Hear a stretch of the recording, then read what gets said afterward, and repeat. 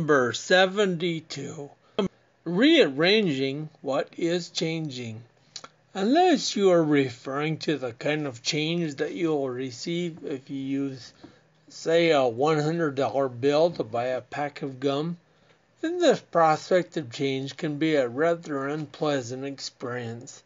I don't know much, but one thing I do know is that over the years I haven't always done the best job with being able to immediately handle the changes that have come barging rather rudely into my life.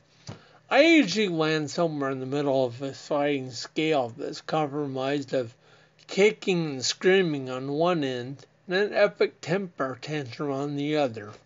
But whether I like it or not, change is a constant, always weaving its way through my life.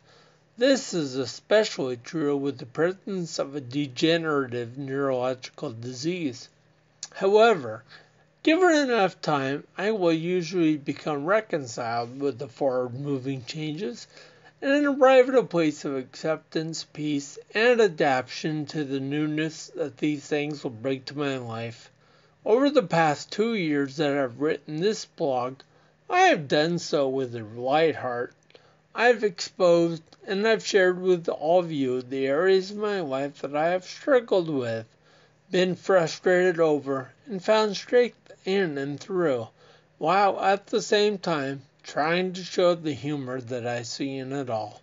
Not one word that I wrote in any of the past blogs was untrue, and yet it doesn't mean that there are not moments that arise in my life that I don't struggle with.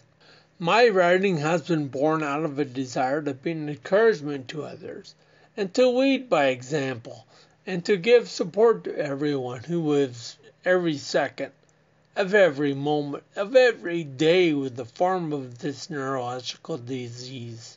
To this end, I share the following.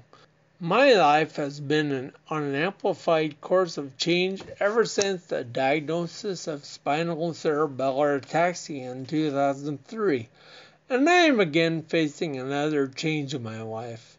But even though it is very frustrating, I have already determined that I will not let this get the best of me. I have arrived at the place where time and my body have come together.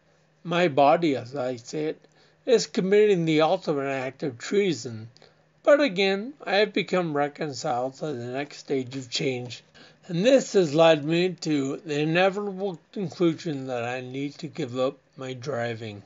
Not just my driving, but I also need to turn in my license.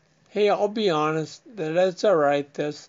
I just can't think of any jokes. I'm doing better than just a few days ago when I arrived at this decision, but it is still new enough that I'm not seeing any humor in it.